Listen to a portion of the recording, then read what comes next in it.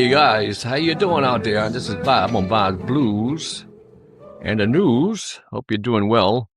It is, what day is it? It's a Monday. It's getting close to the end of the month, huh? It's April the 27th, 2026, and time is moving on. And yeah, it's a little chilly today, but the sun is shining. It's a beautiful day to be alive. I hope everybody out there in the audience is doing well. But what I'm thinking is that even though you might be doing well, and I'm glad you are, the world itself, if you look at it from a bird's eye view, is sick. It really is sick.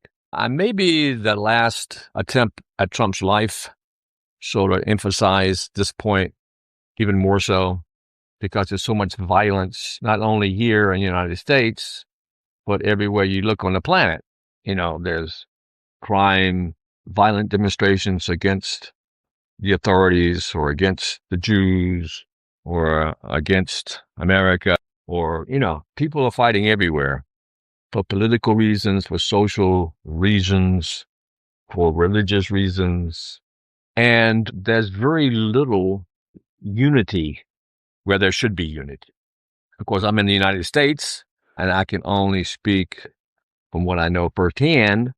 Of course, you get a lot of information online about other parts of the world, but I know here in the United States, there is a tremendous divide, a tremendous division between the left and the right, between those who support Trump and those who hate Trump, between those who believe in tradition, Constitution, God and country, etc., and those who believe in more social values, issues, civil rights, so they become more socialist, more Marxist in their approach because they figure the only way to get really true equal rights and equity is through these old systems that have always failed, Marxism, communism, socialism, etc. And they hate capitalism, they hate free market enterprise, and they hate Trump. And so much so, they want to kill him. So you have a lot of people with a lot of hate, a lot of frustration against the system, and believe the only thing we can do is to destroy the system. Mixed in with all that is a lot of anti-Semitism. You have people like Candace Owens, even Tucker Carlson, and then this guy who's the newest kid on the block, Hassan Piker, who's very vulgar. Said Trump is vulgar. This guy is over the top. And he says Hamas is 1,000% better than Israel. So he's a Jew hater, even though probably there are a lot of Jews who support him because he's on the left. Some Jews never wake up, unfortunately. So we have a disease that's caused by ignorance, that's caused by wokeness, that's caused by a lot of things, caused by this. I guess the biggest force in play globally, geopolitically, is this red-green revolution. I know the Marxists and the jihadists have sort of come together to basically destroy the world order, and they don't mind in hate, killing, rape, stealing, chaos, destruction, whatever. I mean, the jihadists basically believe in a death cult. They believe in their religion that says that they have to destroy the world before they can save it. Meaning, if you don't become a Muslim like they are, if you don't pray to Allah and follow Muhammad, you will be enslaved, raped, tortured, or killed, or whatever. And they don't, the ends justifies the means, so they'll do anything. I mean, the jihadists in Iran, the RGC, and the Shia faction over there, they don't mind dropping a nuke on top of your head. They don't mind killing millions and millions of people if we let them do it. That's the thing. Will we let them do it? Trump is pushing back hard, but you see, people are pushing back on Trump hard as well. So there's a lot of tension at play. I mean, to get it down to brass tacks, so to speak, either you believe in a righteous God that is the God of all people, all human beings, and that he wants people to love each other. In the Christian and the Jewish religion, they say, love your neighbor as yourself. It doesn't say only the Jew, it doesn't say only the Christian, but to love everybody as a creation of the divine. So love comes into play tremendously.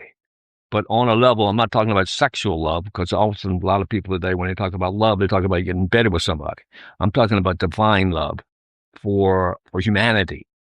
But if you take a religion and you turn it into a death cult, and there's no love there for the other, there's only the will to destroy the other because he doesn't agree with you, it's something drastically wrong. And it's an illness, it's a cancer, it's a sickness. And we have allowed these people to come into our society because, it was during the days of DEI, of wokeness, and we don't want to be bigots. When we came through the civil rights era, and heaven forbid anybody is a bigot or a racist. So heaven forbid you talk down against another religion. I mean, what rights do you have to criticize another religion, right? We all have free speech. We believe in free speech. We believe in freedom of religion. And so we have all these freedoms. And basically these haters, these jihadists, these evil ones, have taken advantage of our generosity, of our belief in freedoms in our Constitution, and have used it as a weapon against us. And the West, being weak and spineless for the most part, although we do have certain leaders like Trump that show up every now and then, but for the most part, you look at Europe, you look at our previous presidents like Biden and Obama, who were spineless and who gave in and appeased these people, thinking, well, we just be nice to them, they'll be nice to us. They thought everything would be better if they had that approach, but of course it made it worse. And now the jihadists, the Muslims, the Islamists have more or less taken over the West, except for Trump and his followers and many people in the Republican Party. Even now, there are people in the Republican Party against Trump because of the war and because of this coziness with the Jews in Israel, right? But they, except for Trump and some, most of the West is just gone to the other side. It's gone to the dark side. Like I said, the world is sick, and I don't know what's going to cure it. I do believe Trump has the right vision. He has the right idea. I don't always agree on his approach, but, and he usually gets done what he says he's going to do. And he has a lot of courage. He's not stupid, even though I wonder about his dealings with Iran, because it seems like it's a stalemate, even though Iran more or less is finished. I'm talking about the IRGC. It's, the people are still oppressed in Iran. They haven't risen up. They haven't been able to rise up and take over the regime because they don't have the weapons. And there's still a lot of supporters of Iran, even here in the West. So there's a lot of positive energy as well. I mean, Trump talks positive all the time, and I give it to him. He's a very positive president, and he uses hyperbole a lot. He exaggerates a lot because he wants to win, right? Even though, there are all these people behind him who want to stab him in the back. And only through the grace of God, he's still alive. And these guys that come up and want to kill him, usually they're young men. And like Hassan Piker is encouraging this, and people like him, Tucker Carlson, Candace Owens, encouraging this hate against the current administration because they turned on Trump. Tucker used to be a big supporter of Trump. Same with Candace Owens, Marjorie Taylor Greene. But they turned on Trump mainly because of the Jewish question. So Jews are at the center. No Jews, no news, right? They're at the center of all of this. And it's almost biblical. In fact, it is biblical. If you're a religious person and you read the scriptures, you see what's going on now. A lot of it has been prophesized. That's the prophets have told us that these days would come about, where there is definitely a a division between the righteous, the people of Israel, for the most part, and those who support Israel, those who support freedom, liberty, justice, etc., and the rest of the world who tend to be on the left. I mean, there's more bullets coming from the left. I mean, it's funny nobody tried to kill Biden or Obama. You know, it seems like all the bullets are being shot from the left towards the right. It's funny how that is, right? They preach the violence. They preach the hate. You look on CNN, you look on the media, and you see how these journalists are all feeding this hatred for Trump and for the conservatives, for the Republican Party, by calling him Hitler, by calling him a dictator or whatever, calling him crazy.